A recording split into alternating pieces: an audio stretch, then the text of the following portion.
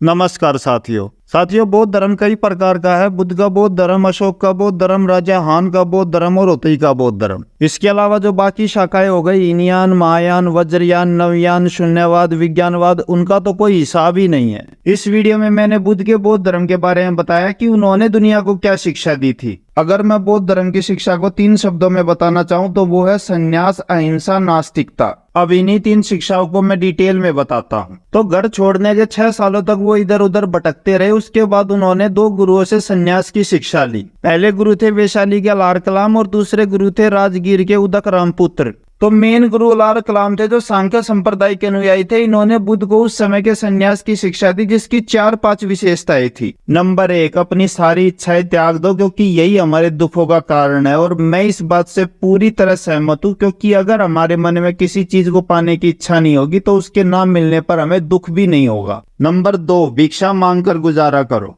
Number 3, 24 घंटे ध्यान लगाकर मन पर काबू करो क्योंकि सभी इच्छाएं मन से पैदा होती हैं। नंबर 4, सारे रिश्ते छोड़कर वैरागी बन जाओ, स्पेशली औरत, क्योंकि औरत के साथ तो कभी आपको सच्चे सुख की प्राप्ति हो ही नहीं सकती। कुछ समय तक आपको खुशी मिल सकती है लेकिन अंत में आपको औरत के साथ हमेशा दुख तकलीफें ही मिलेंगी। और मैं इस बात से पूरी तरह सहमत हूँ कि किसी के साथ आपको सच्चे सुख की प्राप्ति हो ही नहीं सकती। वो आपको केवल अकेलेपन में ही मिलेगा। बल्कि औरत ही क्या, अगर किसी के साथ भी आपकी खुशी जुड़ी है तो जब वो आपको छोड़ के जाएगा या लड़ेगा तो आपको केवल दुख तकलीफें ही मिलेंगी। और यही मेरा, बुद्ध का और सभी इंट्रोवर्ट लोगों का मूल मंत्र होता है कि किसी से कोई मतलब रखो ही मत, अपने आप में खुश रहना सीख लो। अब आप सोच रहे होंगे कि पिछली वीडियो में तो मैंने बुद्ध का विरोध किया था कि उसने बीवी बच्चों को छोड़ के गलत किया, और इस वीडियो में मैं खुद उसका सपोर्ट कर रहा हूँ। तो यहाँ मैं डबल बातें करके आपको कंफ्यूज नहीं कर रहा हूँ। तो मैं यहाँ क्लियर कर दूं कि मैं बुद्ध की इस बात से तो सहमत हूँ कि बीवी बच्चों को छोड़कर ही सच्चे सुख की प्राप्ति हो सकती है, लेकिन मैं इस बात से सहमत नहीं हूँ कि हमें खुश रहने के लिए बीवी बच्चों को छोड़ देना चाहिए। मेरा ये मानना है, अगर आपने किसी रिश्ते को निभाने की जिम्मेदारी उठाई है तो मरते दम तक उसे निभाना चाहिए, भले ही उसमें आपको कितनी भी दुख तकलीफें क्यों ना हो। और यही काम सबको करना चाहिए, तभी एक बेहतर समाज बनेगा। क्योंकि एक बेहतर समाज वही होता है जिसमें आदमी खुद से पहले दूसरों के बारे में सोचे।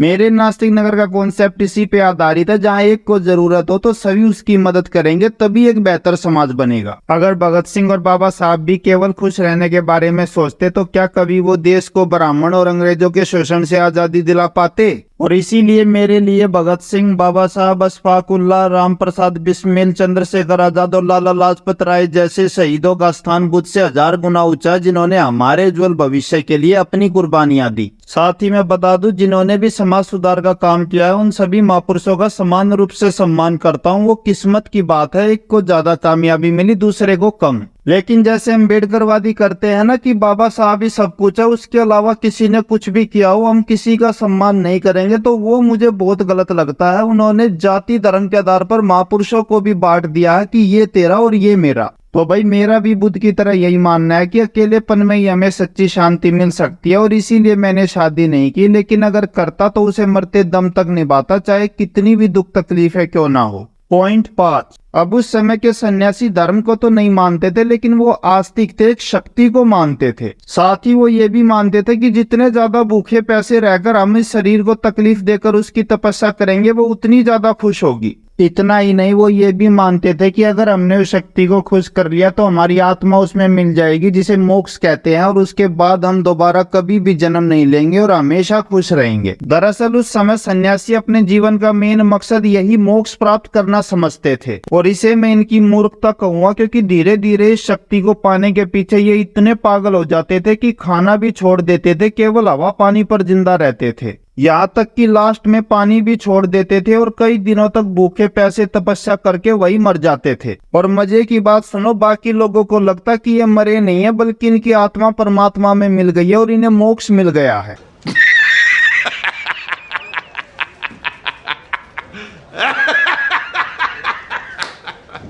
अब बुद्ध ध्यान लगाने में एक्सपर्ट थे, तो जल्दी उन्होंने संन्यास की सारी स्टेजें पार कर ली और गुरु ने उन्हें जंगल में जाकर तपस्या करके मोक्ष प्राप्त करने के लिए कहा। अब बुद्ध के साथ उनके 5 दोस्त और मोक्ष प्राप्त करने के लिए उनके साथ गए थे। इनका नाम था बद्दी, वप्पा, अश्जित, महानामा और कोंडिय। अब वहां पर बुद्ध का मरना तय था, क्योंकि कोई भगवान होता तो उनको मिलता ना। कहते हैं वहां पर बुद्ध ने कई दिनों तक भूखे प्यासे रहकर तपस्या की और अंत में एक दिन चक्कर खा के गिर गए। तभी वहां पर एक लड़की आई जिसका नाम था सुजाता। अब इसके बारे में भी किताबों में अलग अलग लिखा है। कहीं पर इसे क्षत्रिय कन्या तो कहीं पर शूद्र कन्या बताया है, और कहीं पर इसके हाथों में खीर तो कहीं पे दूध लिखा है। लेकिन ये बात सच है कि उस दिन अगर सुजाता बुद्ध को खाने के लिए नहीं देती तो वो मर गए होते। बुद्ध को खीर खाते देख उनके 5 दोस्तों ने उनका बहिष्कार कर दिया कि तुझ में उस शक्ति को हासिल करने के लिए भूखे प्यासे रहकर तपस्या करने की हिम्मत नहीं रही, तू तो दिखावा करता था। बुद्ध ने उनको समझाने की कोशिश भी की होगी कि ये तरीका ठीक नहीं है, जरूर हमसे कोई गलती हो रही है। अगर कोई भगवान है तो वो अपने भक्तों को दुख तकलीफें सहने के लिए क्यों कहेगा। साथ ही हम अपने जीवन में दुखी थे, इसीलिए सब कुछ छोड़कर सन्यासी बने थे। अगर यहाँ भी दुख तकलीफें ही सहनी है तो सब कुछ छोड़कर सन्यासी बनने का फायदा ही क्या हुआ।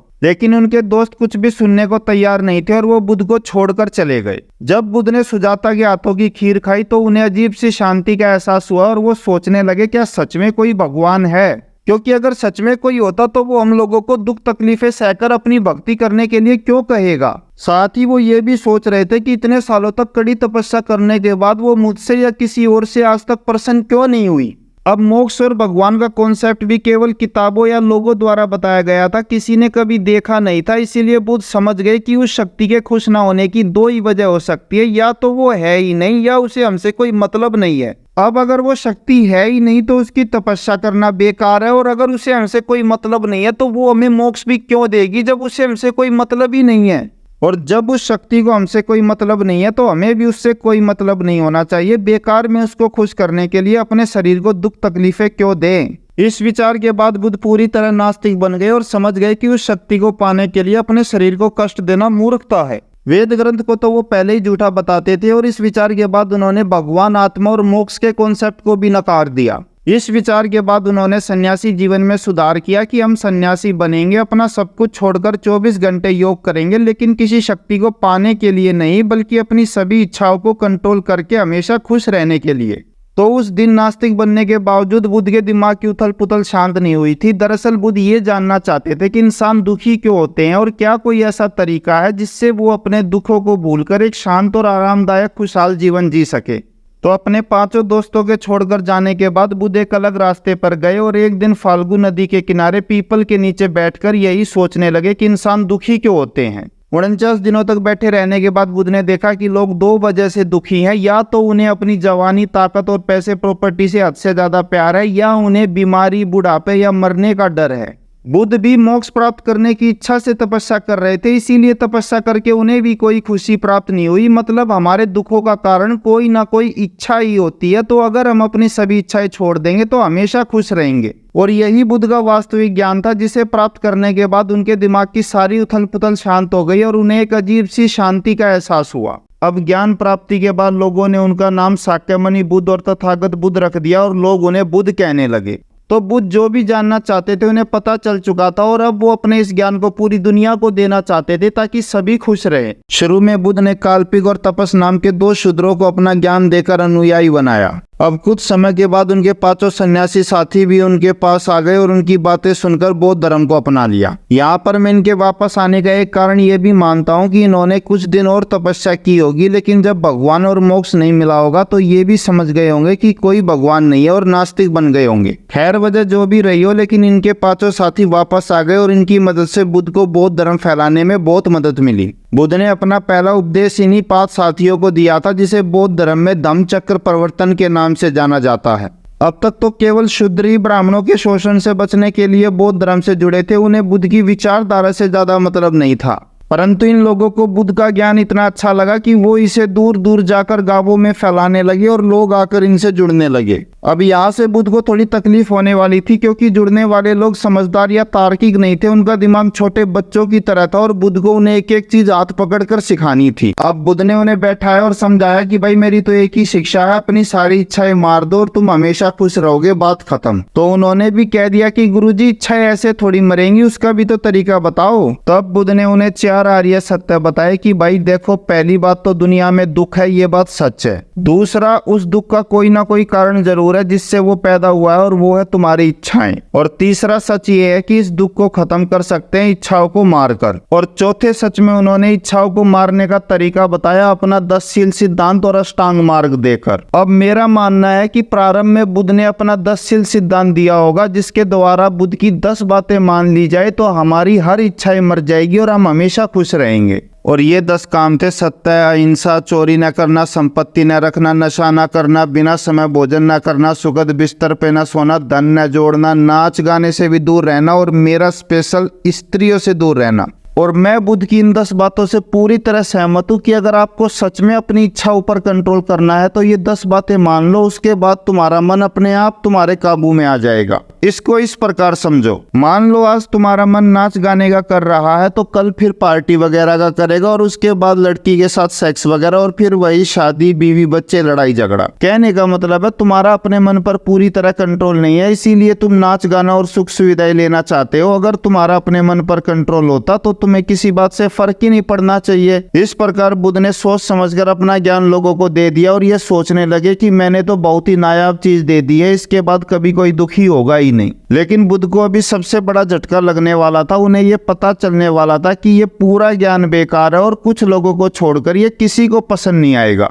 केवल कुछ तार्किक या हद से ज्यादा दुखी आदमी ही बुद्ध के बौद्ध धर्म को अपना रहे थे, जैसे सन्यासी, शूद्र या वेश्याएं। नहीं, एक बार सोच के देखो, शूद्रों के साथ पूरी उम्र जानवर और गुलामों जैसा व्यवहार किया जाता था, और उनकी सबसे प्रिय शिष्या अमरपाली तो एक वेश्या थी। पता नहीं रोज कितने ही लोग उसके जिस्म के साथ खेलते होंगे और उसे क्या क्या बर्दाश्त करना पड़ता होगा। तो जब इनको अपने दुखों से छुटकारा पाने का रास्ता नजर आया होगा तो ये लोग भागकर बुद्ध से जुड़ गए। लेकिन अगर मैं बात करूं आम आदमियों की, तो उनके जीवन में ऐसी कोई तकलीफ नहीं थी। वो अपने खेतों में काम करके भरपेट अनाज उगा रहे थे और अपने बीवी बच्चों के साथ खूब एंजॉय भी कर रहे थे। हल्के झगड़े हो जाते थे, लेकिन फिर भी ये बुद्ध के सन्यासी जीवन से लाख गुना अच्छा था, जिसमें ना तो उन्हें घर घर जाकर भीख मांगनी पड़ती और ना ही भूखे पैसे जगह जगह भटकना पड़ता। तो जिनका जीवन बुद्ध के सन्यासी जीवन से ज्यादा दुखदायी था, केवल वही बुद्ध से जुड़ रहे थे। आम आदमी बुद्ध से नहीं जुड़ रहे थे। दरअसल बुद्ध से सबसे बड़ी गलती ये हो रही थी कि वो सबको इंट्रोवर्ट समझ रहे थे और जबरदस्ती अपने पिता की तरह वो देने की कोशिश कर रहे थे जो उन्हें चाहिए ही नहीं था। उनको लगा जैसे सभी सुख सुविधाएं छोड़कर उनको खुशी मिली है, वैसे ही अकेलेपन में इनको भी मिलेगी।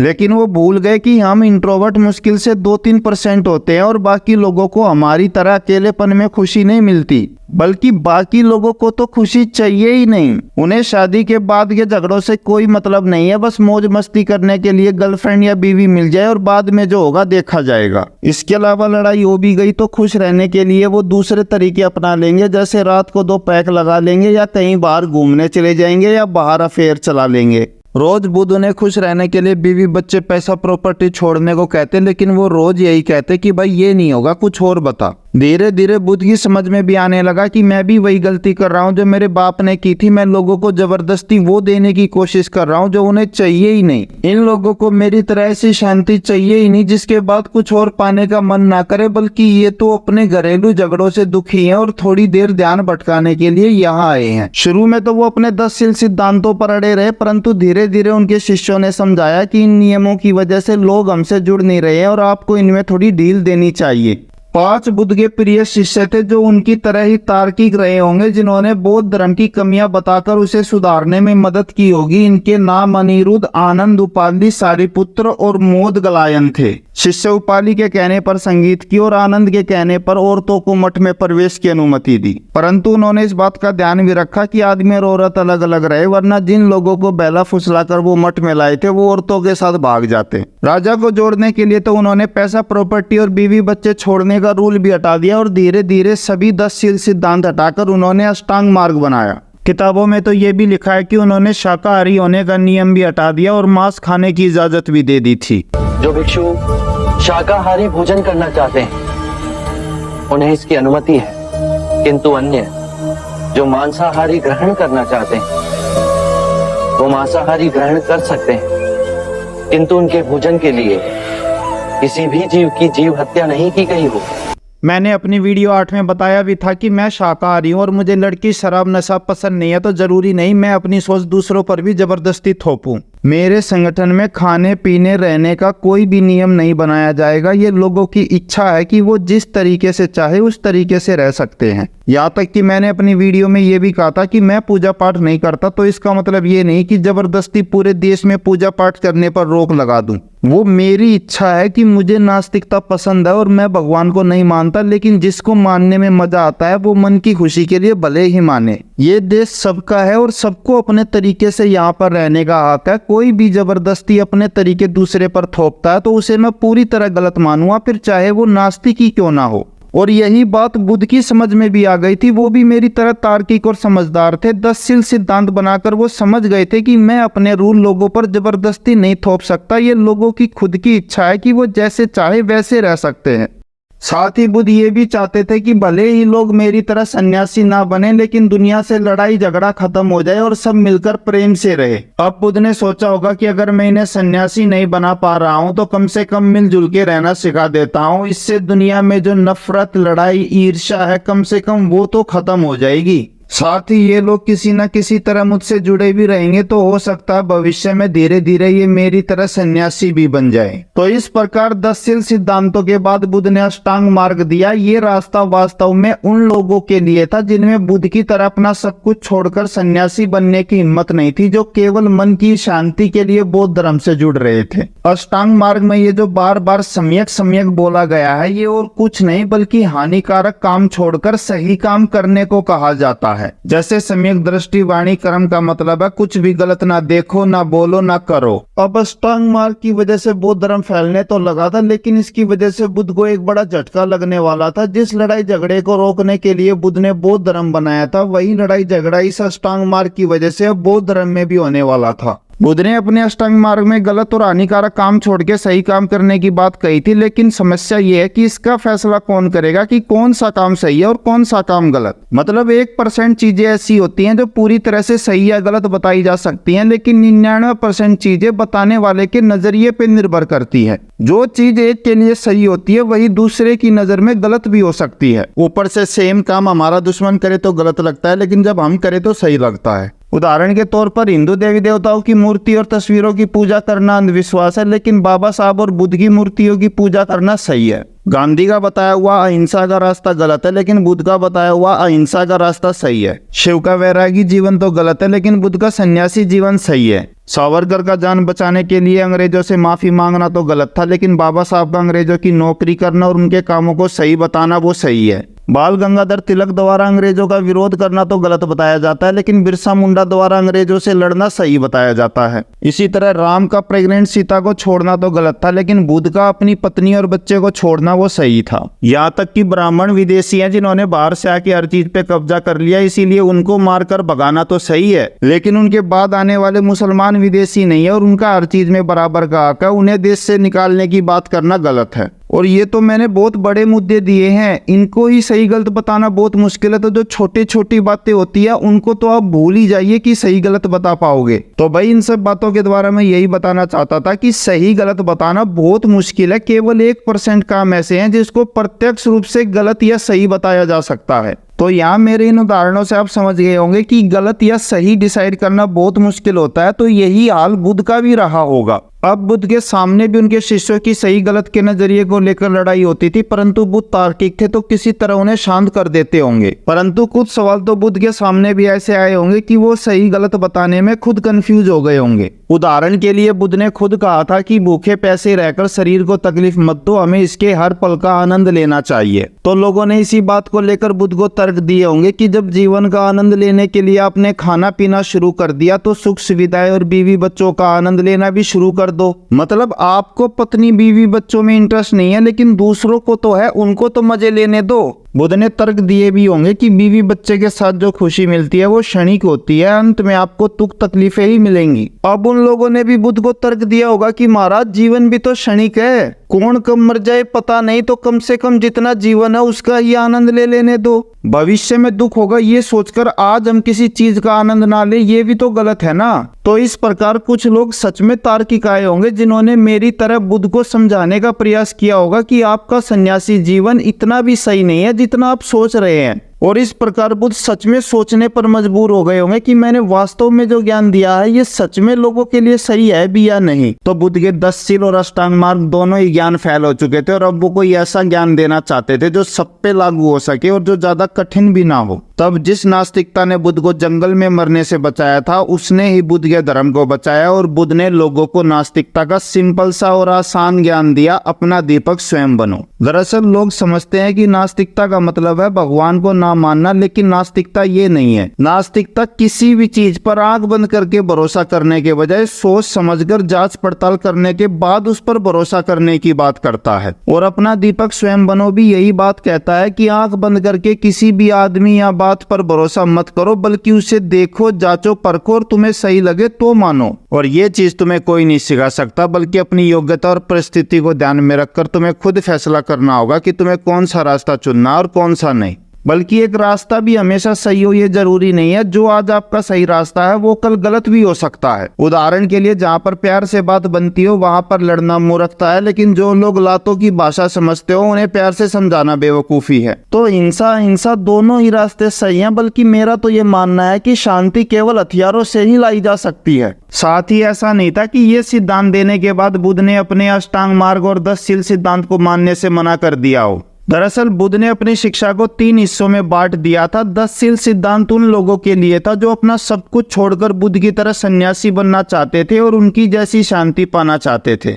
अब अष्टांग मार्ग की शिक्षा उन लोगों के लिए थी जो बुद्ध को पसंद तो करते थे, लेकिन उनमें बुद्ध की तरह सब कुछ छोड़कर सन्यासी बनने की हिम्मत नहीं थी, अर्थात महायान। और तीसरा अपना दीपक स्वयं बनो का सिद्धांत उन लोगों के लिए था जो या तो बेहद समझदार होते हैं जिन्हें सही गलत की पूरी जानकारी हो, या फिर बेहद घमंडी होते हैं जो अपने अलावा दुनिया में किसी को सही नहीं समझते। ये लोग बुद्ध के बताए हुए विचारों को तो मानते हैं, लेकिन पूरी तरह नहीं। उनमें थोड़ी कमी दिखाई दे तो उस हिसाब से चेंज भी कर लेते हैं। और मैं इन्हीं लोगों में से हूँ। मैं केवल बुद्ध के अपना दीपक स्वयं बनो वाले सिद्धांत को ही मानता हूँ। तो भाई यहाँ पर मैंने आपको बुद्ध और उनकी शिक्षा के बारे में पूरी डिटेल से बता दिया है। शायद इतनी अच्छी तरह आपको कभी कोई नहीं बता पाएगा। अब कुछ सवाल है जो मैं आपसे पूछना चाहूंगा, जिनका जवाब मैंने अपनी अगली और बुद्ध की आखिरी वीडियो में दिया है। मैं जानना चाहता हूँ आप इनके क्या जवाब देंगे। बुद्ध की शिक्षाओं के बावजूद बौद्ध धर्म ज्यादा क्यों नहीं फैला? मतलब फैलाया, जहाँ 1000 लोगों पे 2-3 सन्यासी बनते थे अब 20-30 बनने लगे थे, लेकिन पूरी पॉपुलेशन को देखे तो ये मुश्किल से 1-2% था। जबकि शिव विष्णु धर्म इसके मुकाबले बहुत ज्यादा फैले हुए थे। बौद्ध धर्म भारत से ज्यादा विदेशों में क्यों फैला? क्या शिव और बौद्ध धर्म दोनों एक ही थे? क्योंकि दोनों ही औरतों को छोड़ने और सन्यासी बनने की शिक्षा देते हैं। जब मैं बुद्ध और शिव दोनों को ही गलत बताता हूँ जो उन्होंने घर परिवार और बीवी बच्चे छोड़ने की शिक्षा दी, तो भगत सिंह को सही क्यों बताता हूँ? उन्होंने भी तो क्रांतिकारियों को घर परिवार छोड़ने और शादी ना करने की शिक्षा दी थी। उस बुद्धिस्ट का नाम क्या था जिसने कलिंग युद्ध में अशोक के हाथों में मरा हुआ बच्चा देकर उसे चंड अशोक से बुद्ध अशोक बनाया? अगर बुद्ध ब्राह्मणों से नफरत करते थे तो उनकी मौत के बाद उनकी अस्थियों का एक हिस्सा ब्राह्मणों को क्यों दिया गया? क्या बुद्ध ने सच में सुअर का मांस खाया होगा? और क्या ब्राह्मणों ने सच में उस मांस में जहर डालकर उन्हें मरवाया था? बुद्ध आत्मा और भगवान को तो नहीं मानते थे, लेकिन पुनर्जन्म को मानते थे। कैसे? क्योंकि बिना आत्मा के तो पुनर्जन्म हो ही नहीं सकता। बुद्ध ने हत्यारे और डाकुओं के संघ में प्रवेश पर रोक क्यों लगाई, जबकि उन्होंने तो उंगली मार को खुद अपने संघ में शामिल किया था? यहाँ तक कि बुद्ध ने नाबालिग बच्चों के भी संघ में प्रवेश पर रोक क्यों लगाई, जबकि उन्होंने तो अपने 12 साल के बच्चे को ही बुद्धिस्ट बनाया था? ये भी तो हो सकता है कि बुद्ध ने तंग आकर अपना दीपक स्वयं बनो का सिद्धांत दिया हो। लोग उनके पैसे प्रॉपर्टी छोड़ने की शर्त मानते नहीं होंगे और उल्टे सुल्टे सवाल पूछते होंगे, तो बुद्ध ने तंग आकर कहा होगा, निकलो यहाँ से, दफा हो जाओ, अपना दीपक खुद बनो। अगर कोई गुरु केवल अपना दीपक स्वयं बनो का सिद्धांत दे तो वो गलत है क्यों? जो भी इनके जवाब देना चाहे वो कमेंट में लिखकर बता सकता है। तो मिलते हैं अगली वीडियो में, तब तक के लिए जय हिंद, जय भारत, जय विज्ञान, इनकलाब जिंदाबाद।